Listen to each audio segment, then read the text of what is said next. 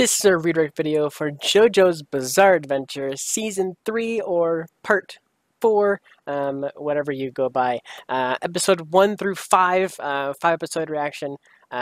We basically watched the first 5 episodes of the season. Super freaking cool. I'm super pumped. These characters are awesome. Go watch my reaction to it and then come back here for my full review, my full thoughts, ideas, theories, all that kind of stuff. I'm not sure how long it's gonna take me to kind of get through all my ideas and stuff like that, but yeah, come back here and see my full thoughts and everything, and then yeah, I'll see you guys in a second. So click away now or be spoiled as to what happened in these episodes. So click away now. Okay, so so we have Josuke and Koichi, which is the friend. I hope I get those pronunciations right. I need to make sure I get like a phonetic spelling of like how to properly say it in English, or phonetically say it in maybe Japanese or whatever. But like for like an English speaker to say like kind of thing, like properly say it in Japanese, but say it like if that how does it phonetically spell it in English so that way it sounds like I'm speaking Japanese correctly to pronounce his name correctly, kind of thing, if that makes sense. I don't know. Anyways, I like these episodes a lot. They're really cool. We got to see Jojo come back. He's now older. He's 10 years older, or 11, 10 years? I think it's 10 years. I'm pretty sure it's 10 years. 10 years older than when we last left off. So it's not like a huge kind of time skip like the other ones where like generations passed kind of thing. Like the first part between part 1 and 2, I think 2 generations went past before we started up again, kind of thing. So, or maybe not 2 generations. It's probably about 2 generations, probably. Anyways, so yeah, it's not as big of a time skip, but it is a big time skip in some instances because a lot of things has changed. So, but somewhat familiar kind of stuff. Anyways, it's really cool. I really like the whole aspect of this kind of like artifact bow that kind of like makes stands kind of thing. And it's apparently the one that gave the stand to Dio. And I'm actually wondering how that relates to Jotaro getting his and Joseph getting his and that kind of thing. I'm wondering if that was the whole purpose of them going after him, because when Dio got his ability, his like the grandfather, whatever, Jonathan, right? That's his name, maybe. I was dumb and deleted the names from last season because I didn't think we were going to see them all again. But the first Jojo, when his body was kind of like taken by Dio and everything. So I'm wondering if that was like their whole thing of explaining it, how I spit there for a second.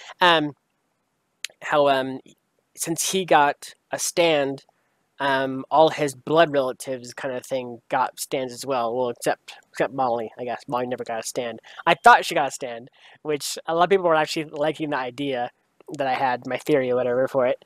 But yeah, sadly, it doesn't seem like it's true that she doesn't have a stand at all. It's just she was just affected by Dio kind of thing. So yeah, stands might skip. It seems like it might skip. Well, no, I wouldn't say that because Joseph's mom has a stand. I was gonna say maybe the stand skips the women of the family, but like I said, the mom had a stand. So was it Joseph's mom? I can't remember now. There's been so many like generational skips and everything that I forget sometimes. I apologize. I believe it was Joseph's mom. That has no, she never had stand. That's right, she never had stand. She had the power, the Hammond or Hammond or however you want to pronounce it. That she had that kind of stuff, but she never had a stand. So I'm wondering why it chose Joseph and Jotaro, because It is interesting. Anyways, I've been having a lot of fun with this show so far. The animation difference and everything seemed to be very. It seemed jarring at first, like going into it, kind of thing. But like once you got past the first episode, like it seemed normal all of a sudden. So that's good. And some of the animation changes and everything like that, or I should say, they revert back to some animation styles. Sometimes, like when they're kind of zooming in on the character, like kind of doing a pose or something like that, or like just like a little kind of like menacing kind of pose, or whatever. It seems very similar to the past styles of like the Jojo poses and that kind of thing. So, but yeah, I'm super pumped for this Jojo. He seems pretty cool, very powerful, that kind of thing. I love how his power does have limits. That's really interesting to me. Because Jotaro's power stand always seemed like it just was like all powerful kind of thing. Well, not like to a degree. I mean, it does have limits, but it wasn't very apparent what the limits were. Like it was always kind of like situational, like what he could and couldn't do with his stand. So I like how up front they kind of announce what Josuke's weaknesses are, kind of thing. He can't heal himself, and he can't bring the dead back to life, kind of thing. Which are two big things. That doesn't mean that he's weak by any means. He's super freaking powerful. He can control like the very fabric of reality in a way. Like he can just turn back time on objects and like everything and just repair it, kind of thing. So in a sense, him and Jotaro are very one and the same. How Jotaro can stop time for a couple of seconds, kind of thing, and Josuke can basically, in a way, revert back time on an object, kind of thing, or repair it, I should say. It's not really like turn back time. Really, it's nothing like time based. It's repairing the damage of whatever. And I like how he has to touch the object, or person or whatever, to actually heal them. And I love the fact also that when he's upset, his power kind of goes out of whack and everything around him starts to melt and everything. We saw that with Jotaro's hat. It kind of melted a little bit. And then in the kitchen, it melted all the cabinets and all that some of that around him. And I also love the fact that he can actually control how to heal people, like the bully at the very start of episode 1, I think it was, when he punched the bully basically and broke his nose and everything. He repaired the bully, but the nose was all like kind of messed up and like kind of up and everything. So I like that. It was kind of cool and cruel at the same time, kind of thing. But yeah, and obviously the one guy that got stuck in the rock, basically the murderer, basically I got like punched like a ton and then like kind of repaired into the rock. And I'm wondering if you guys can kind of confirm like this or not, because I'm not sure if I'm sure at this point it's done with and over with. But the guy in the rock, is he dead or is he just like immortal now, like in the rock? Like, is he gonna live there for the rest of his life, or is he gonna die at some point? Like, does anybody know, or has anybody had a theory about this before, kind of thing? Because I'm wondering if he's his human side, his human body, whatever, kind of slowly over time kind of degrades and stuff like that. I would assume that over time he'll die, kind of thing, in a way. But like his body was so separated to like point where both his eyes were like on separate sides of the rock and they were not connected by any means other than the rock, kind of thing. So I'm wondering if like the rock is his body now, kind of thing. I don't know. I just one of the things that I was kind of thinking of. And if this is a spoiler, if this is spoiler content, spoiler territory, whatever, I'll have Try put a comment and I'll pin it or whatever like that. Asking you guys to hold off any kind of spoilers like that. If it is a spoiler, talk about it. Don't spoil. Just like let me know, saying it's no comment kind of thing. Like say literally no comment if it is a spoiler. It's just one of those things that in my mind I was like, is he dead? Is he alive? Kind of thing. Anyways, I really like these characters a lot. They really hooked me right away. With Josuke kind of like killing them with kindness. Like I love that kind of idea kind of thing, because he can repair things, he can heal things, everything. The way he does things is so like ridiculously like absurd, but like he gets the job done kind of thing. Like punching his way through the hostage to punch through the one guy with the knife, and then grabbing the knife kind of thing, pulling it back, putting the knife in the guy's body, pulling his arm all the way out, and healing both of them fully. Like it's so like, but it's bizarre, um, but it's at the same time like it's to some instances cruel, like how he does it. But it's good that he can repair what he does. Like he does punch through somebody and then repair them quickly enough to the point where they don't actually like feel pain. Like the mom, for example. Oh my god, when his mom's sitting there like about to swallow the stand thing, whatever, the water stand, he just like punches right through her chest, like grabs the bottle, like with the bottle, like punches through the chest, and like puts the guy in the bottle, drags it back out, and like heals her fully, and she just like kind of sits there for a second and then goes back to normal, like nothing happened. It's, oh my gosh, it's so strange. Like it's because like I don't know if it's cruel to do that. Oh, I mean, obviously, it's like to some degree, it's like it's absurd and like cruel and everything. But I'm like conflicted to see if like if what you guys think of this ability kind of thing, because obviously, like again, no spoilers in the comments below. Like, don't tell me specifics if this has been explained later on. Um, but I would like to know what you guys think of the whole mom scene, right? Like punching through her to save her kind of thing, grabbing the thing, pulling it out, and then healing her completely. Is that like to some extent um, like cruel and that kind of thing, or would you guys consider that like um, a hero power kind of like? It's hard to explain because like it's not like an evil power by any means, but the way he does it is very evil. He's literally punching through people's chests to like get something, and then pulling it out, and then healing them to full. Like that's what I mean. Like it's his ability. He doesn't use it for. I mean, yeah, it's not an evil ability by any means, but like the way he uses it to finish the objective, or get the objective, whatever, it seems very cruel. And I want to know what you guys think in the comments below. Um, because like I'm kind of conflicted either way. Like I know he's a good guy. I know that for a fact. I know he's a good guy. I'm not saying he's like a bad guy or whatever. I just think I don't know. Like I know for a fact he saved his mom's life by doing that, but it seems very cruel, like how he did it, and like the hostage as well, like punching through the hostage. It's very unnecessary to do that. He could have punched the other way, or he could have grabbed, pulled her out the side, and then punched. Kind of thing. I don't know. I'd like to know what you guys think in the comments below. Anyways, like I said, no spoilers as well. If no spoilers whatsoever. If there's any spoilers, I will delete your comment, and I will never read it at all. So if you want to talk with me in the comments below, or let me know something, don't spoil anything, and I'll talk with you guys in the comments below.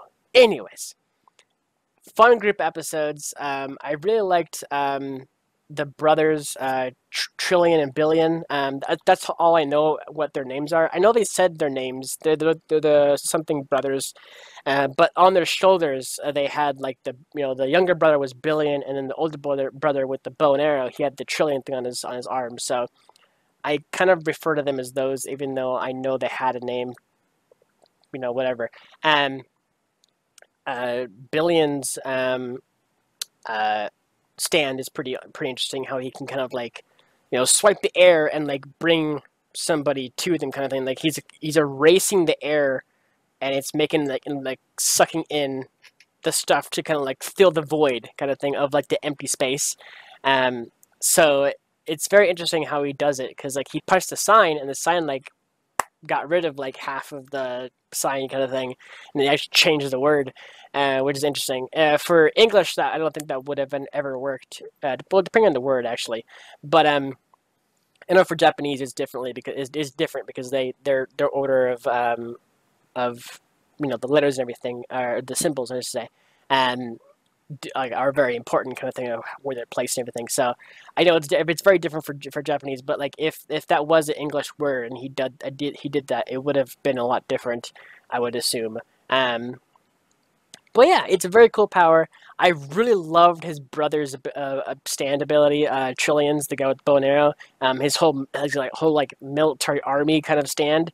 It's the coolest freaking stand like I've ever seen in the show so far. I really like that one a ton. I don't know why out of all the stands we've seen, that one clicked with me the most.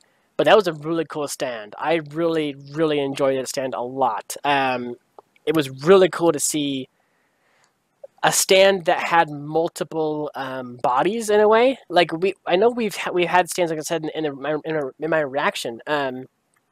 We've had stands that can kind of duplicate themselves to some degree, but they were never truly duplicates. They were never like multiple bodies. They were just like a mirror image or like a stand-in or fake body, that kind of thing. But this one is truly like his army. Every bit of it is the stand. So like the little military guys are all part of the stand. The tanks are the part of the stand. The helicopters are all part of the stand. Every single unit in that like army, equally, if you smash them all together, is a one stand kind of thing. So in order to do damage to Trillion, for example, you would have to like just beat the crap out of each and every one of individual units in order to actually do some damage. I think Josuke said he or did kill two of them, but that wasn't enough to do enough damage at all. It would probably, I would assume, be somewhat similar to maybe just like a scratch or like I'm not sure. But yeah, so it's a cool stand. I love that stand a lot. That was awesome. So yeah, now we have basically a new guy who has stolen the bow and arrow, who is going to be using it. Did he say he's going to use it, or yeah, I can't remember. But he's a new one. I'm guessing he's one of the ones Trillion shot with the bow before, and maybe had like kind of like a latent effect to him, maybe. Because Trillion never did anything with him after, that we know of, anyways. I'm wondering if he got shot by the arrow, the lightning guy, and then or electricity guy, I should say, not lightning, electricity guy. I'm wondering if he got shot by the arrow, and then Trillion thought he died, kind of thing, but then later on, kind of revealed that he does in fact have like stand, kind of thing. But again, like that's just like a theory. I don't know. Other theories being just like he was just one of the ones Trillion thought was like kind of weaker like that or had no use, and then kind of thing, just let him live for some reason. He doesn't seem like the kind of guy to. Let's see. I know he kills a ton of people, but I don't know what happens to all of them. I know he kills people for the stands because he's trying to get the right stand to help his dad. I don't know what happened. I mean, because we've seen him, we saw him do it with the criminal, the guy who turned into rock and everything.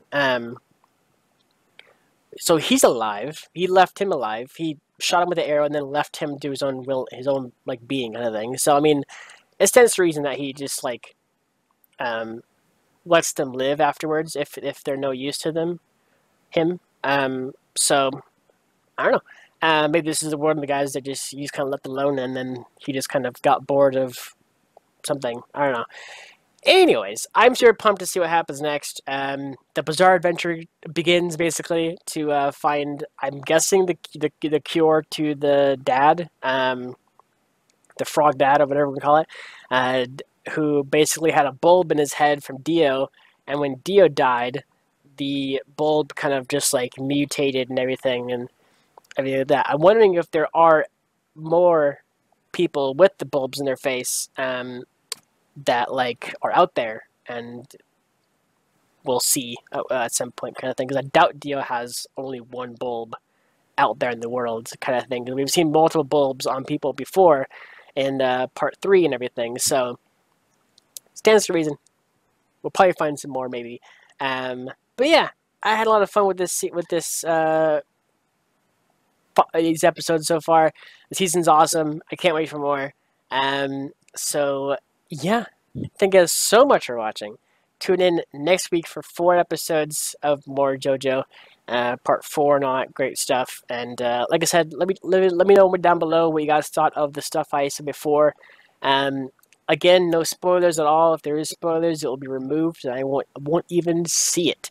So if you want to talk with me down below, don't spoil anything, and we all should be good. So yeah, thank you guys so much for watching, and I will see you guys next week for some more hiccup for some more JoJo's Bizarre Adventure.